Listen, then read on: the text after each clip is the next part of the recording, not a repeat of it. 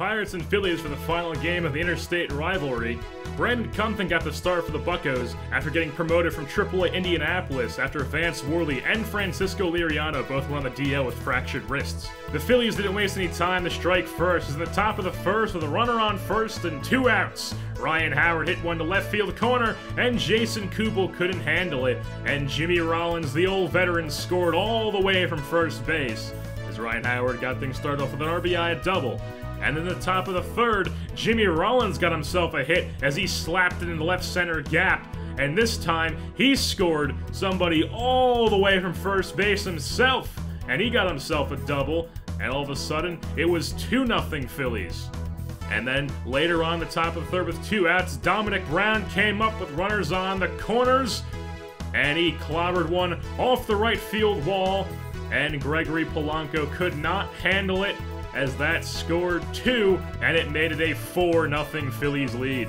Now for Neil Walker in the bottom half of the third. In the air to center field, going back after it, Stubbs, still going back. This ball's gone!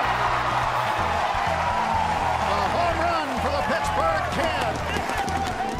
That was Neil the Real Deal Walker's 9th home run of the season as he put the Buccos on the board, but Chase Utley of the Phillies didn't waste any time as top of the fourth, and he clobbers one into the left field seats, and he makes it a 5-1 Phillies lead.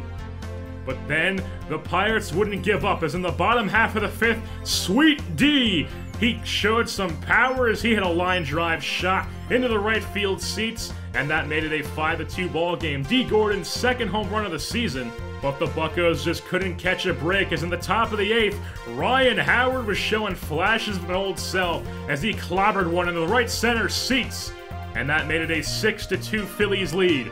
Now, Pirates baseball isn't about giving up, as Franklin Gutierrez drew himself a walk here in the 8th inning.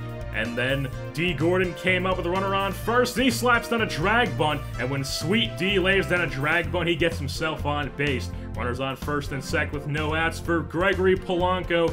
He slaps down himself a drag bunt too. But this time Antonio Bastardo threw it over the head of Ryan Howard at first. And that allowed Franklin Gutierrez to come home and make it a 6-3 ball game.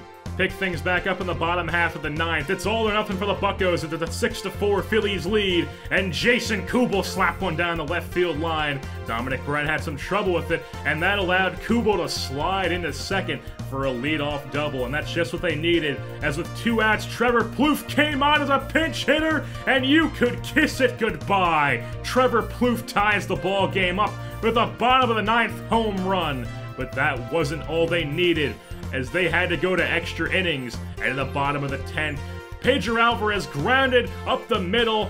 Chase Utley had to jump throw to first, and he was safe on the play, but Gregory Polanco came home to score, and you can raise the Jolly Roger as the Buccos come away with the win, 7-6 in extra innings.